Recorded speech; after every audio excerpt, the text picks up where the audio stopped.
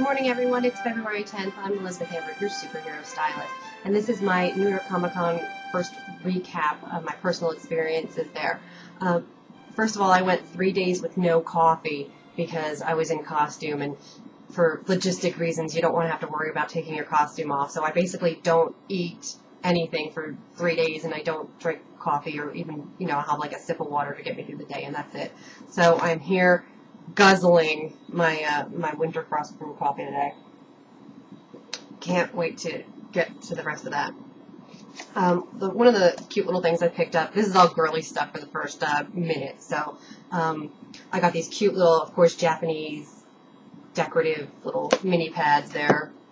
I got this really cool shirt. It's a long sleeve hoodie called Entophiles. They're little cute girly bugs with roller skates and cool stuff. They're somehow associated with one of the roller derby clubs. So if you find information on Entophiles, it's really cool. And of course, I got myself another pink I Love Tofu by Tofu Robot t-shirts, and I could not resist, as if I wasn't buying enough t-shirts because I really don't need any more, a Coraline Kitty t-shirt. Okay, so there I was, day one, dressed as Twilight Guardian, which was created by Troy Hickman, and Twilight Guardian won pilot season. So Troy Hickman's blogs are freaking hysterical usually, and his last article that I read was about his most embarrassing moments. So I thought, all right, well, people enjoy embarrassing moments. I'll disclose one of mine.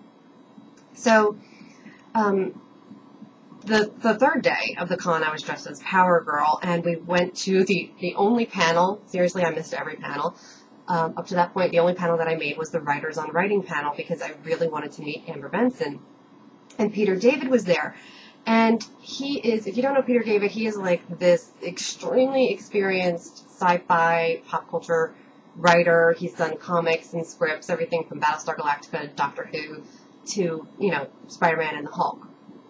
And he was telling the story about how he wanted to write Fallen Angel because he wanted a female character that wasn't so typical of comic books, with being scantily clad in spandex with giant boobs.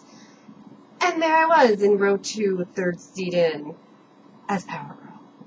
The whole room should have just gone black and put a spotlight on me at that moment, because I was the only one in costume anyway, in that whole room. And there I was.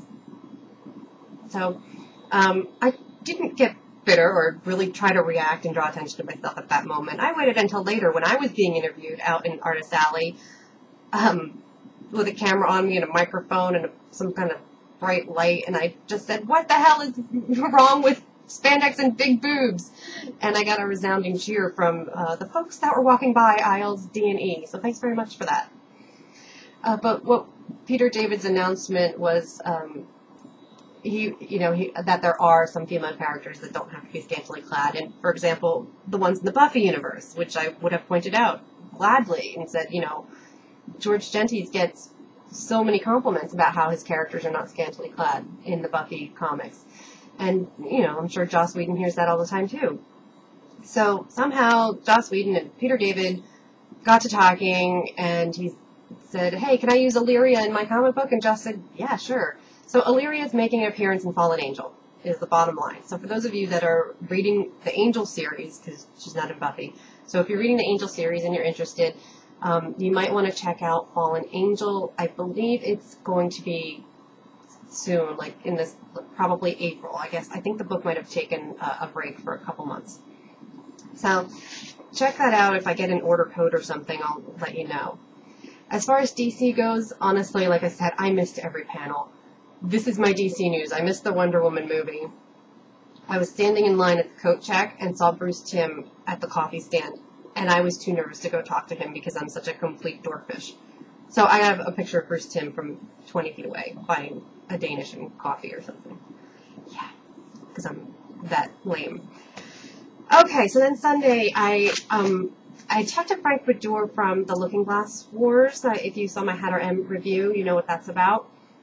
I talked to him on Friday and made arrangements to interview him on Sunday after his presentation about the Looking Glass Wars. Well, lo and behold, the Looking Glass Wars presentation was in the worst, god-awful place you could ever put a presentation. It was in the kids' zone.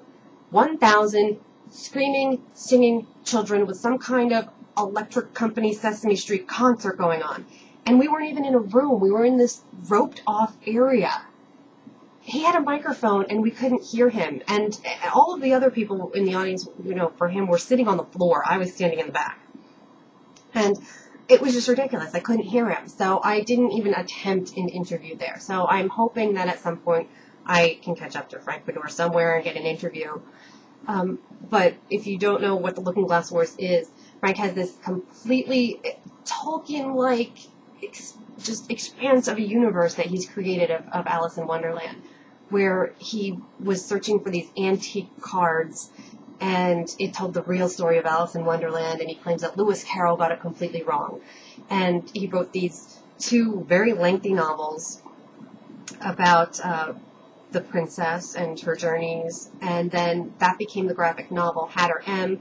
Volume 1 is out. He said Volume 2 will be out. Coincidentally, Volume 2 of Hatter M is coming out somewhere around the same time as the Tim Burton Alice in Wonderland movie. Hatter M also had an accompanying CD soundtrack, which I did not know about, so I'm actually going to keep my eyes out for that. And it was optioned for screenplay, and so hopefully there'll be a movie really soon. But here's the kicker. It doesn't even end there. He was also confronted about turning it into a musical. So we may even see a stage performance of the Looking Glass Wars, which would be awesome. I just can't even imagine the set design and the costuming that would go into that. It would be absolutely incredible. So if you're interested in checking it out, the lookingglasswars.com is the main website. Card Soldier Wars, the game, has its own URL. But that's really where my recap ends. So thanks very much for tuning in. And check out the other videos of the interviews that I have, and I have a whole big long costume montage, which I'm sorry is mostly me in the pictures because it was my camera. But if you have any of your own pictures, please send me the links. I'd love to see them. Thanks for tuning in, and be sure to subscribe before you log out.